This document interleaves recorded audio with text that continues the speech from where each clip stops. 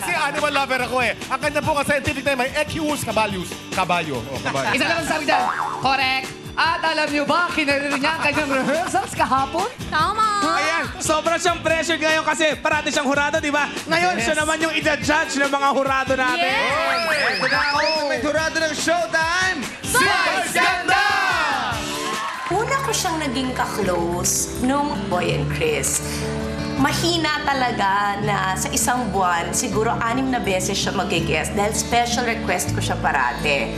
Bakit? Kasi ang feeling ko sa kanya, matalino na, nakakatawa, pero always something new.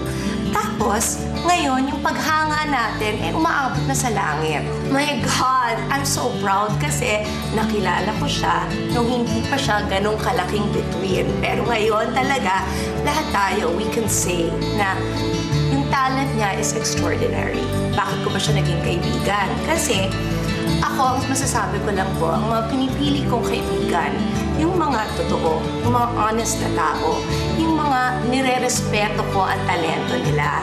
And most of all, yung mapagkakatiwalaan at talagang mamahalin ko at mamahalin ako. So, here he is, the multi-talented star. This is his show, his time. It's showtime! And now, here are the lovely candidates of the very first Miss Showtime 2010.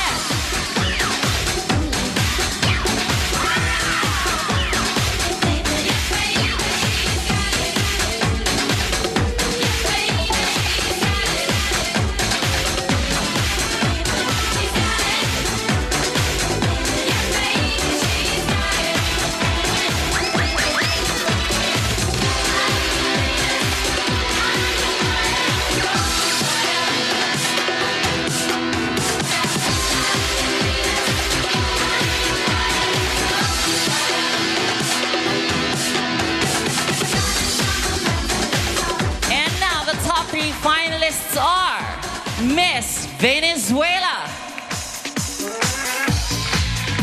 The next finalist, Miss Colombia. And the last finalist, Miss Lebanon. Excuse me, pasok ako, girl. And now, ladies and gentlemen, we have come to the most awaited part of the competition. The question and answer portion. So the first finalist, Miss Venezuela, could you please approach the microphone? And to ask Miss Venezuela, her question is, of course, a beauty queen. She is Miss International 2005. A big round of applause for Miss Precious Lara Higaman.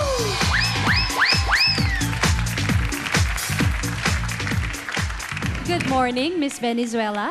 Good morning, Ola. All right. Sabon, Ola. Your question is, are you in favor of euthanasia or mercy killing? Yes or no, and why? Definitely no, because I'm a person baptized in a Catholic and a Christian faith, and I do believe that I'm the importance of the sanctity of a human life. That's all. Thank you. Pauso. Thank you very much, Miss Venezuela. And thank you very much, Miss Lara Higaman. Miss Colombia, please approach the microphone.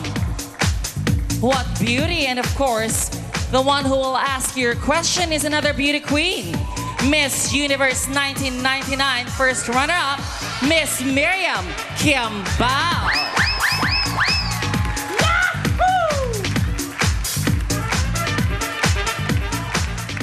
Good morning, Miss Colombia. Good morning. Your question is, what life experience has defined you and why?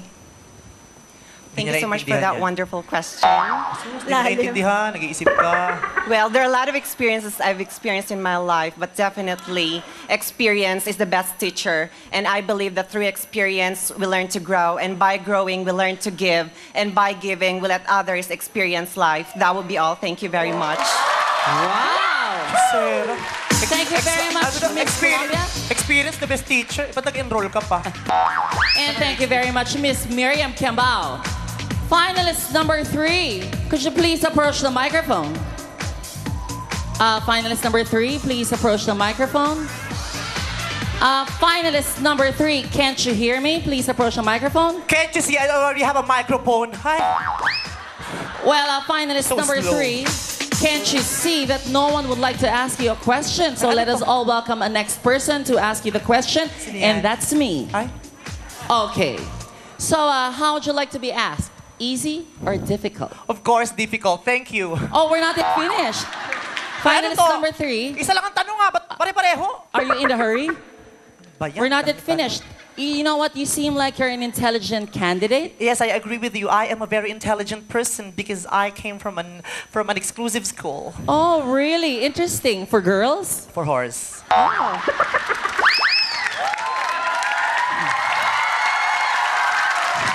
Could you please tell us what exclusive school this is? Exclusive school. What is the name of this exclusive school? Exclusive school. Could you please tell us the name of this exclusive school? Paulit-ulit, exclusive nga. Mababang paraalan ng eksklusibo. Yung ganun. Oh, Ayan, ang islo. there you go. There you go. There you go.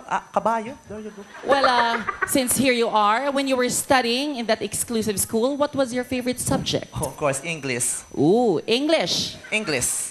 Oh, English. English. In our school, English. Oh, English. Yeah. Is it your school? No, it's not my school. Oh, stuff it. Okay.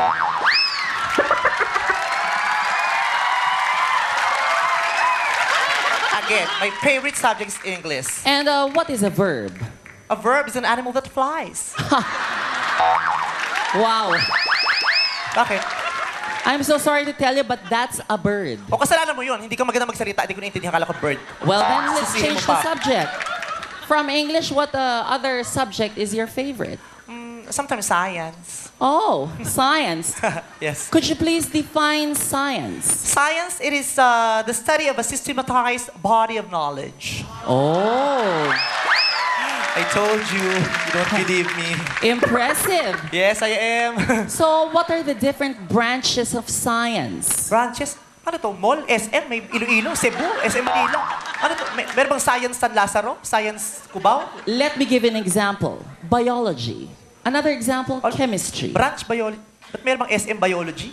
Well, we also have rocket science. Oh, I got it. Okay. Okay. Astronomy, yeah. Oh, astronomy. I love astronomy, yeah. What is astronomy? Astronomy, it is a branch of science that deals with the study of planets and the heavenly bodies. Oh, I told you, you didn't listen. amazing. And Yeah. since we're talking about planets, what is your favorite planet? Mercury. Oh, Mercury. Why is it so? Why so? Because Mercury, na kasi siguro, ang gamot ay laging bago. Thank you. No, we're not yet finished. Ano ba ito, quiz B? Ang daming tanong. Well, Sa kanila tigisa lang ang pair. well, since you're doing very well, we have to proceed to your formal question. Formal question. Ano to? Semi-formal kanina? Gown? Exactly. Ala. So, why did you join in this contest? Okay. Thank you very much. Ladies and gentlemen, I joined this contest. Why did I? Thank you. I like your answer, finalist number 3. Yeah. Since you gave a good answer, you have a bonus question. Ano? Nananalo na ako? May bonus. Hindi na Well- natapos! Well, here it is. Where? What is the weight of Jupiter multiplied by the length of the Crab Nebula in light years, please? Oh, that was such an intelligent question. Keep it up.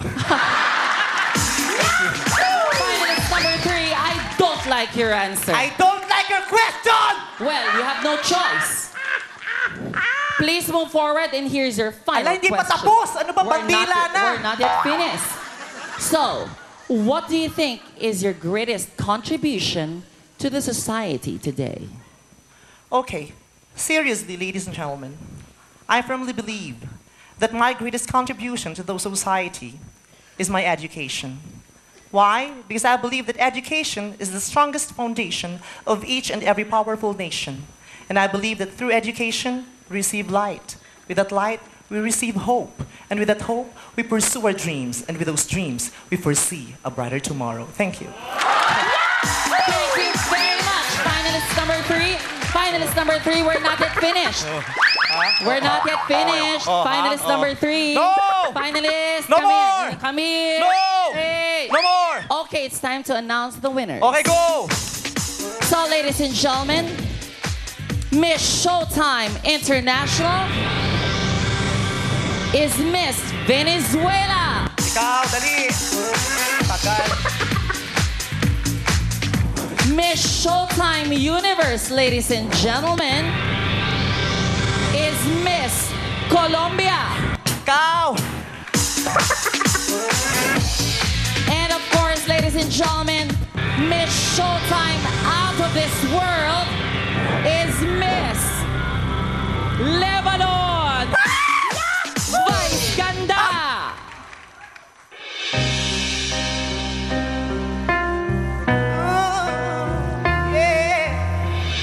I am beautiful, no matter what they say. Words can bring you down. No, I am beautiful in every single way. Words can bring you down.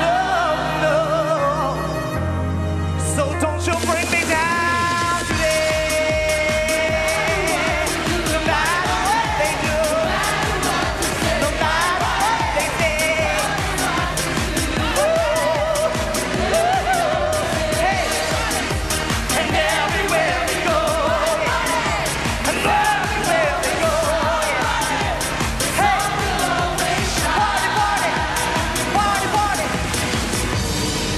So don't you bring me down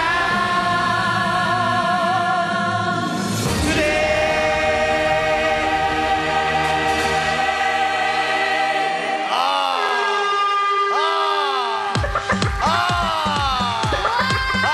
Si Vice Lalo Mian and Amazing Girls. Sa 12 Harmony Chorale. Kaya maraming salamat sa inyo, Vice. Vice, tama na, Vice. Tama na. Ay, tama na. Sandali. Teka, baba. Teka lang, Ricky. Baba. Bayan? Ayan na. Vice, gusto mo na magpasalamat sa mga kasama mo, tumulong Gusto mo sa nang inyo. magpahinga. Sorry. Bago magpasalamat. Sorry. Ikaw umikot. Sorry. Sorry po. Madali Sorry po. kayo eh. Sorry.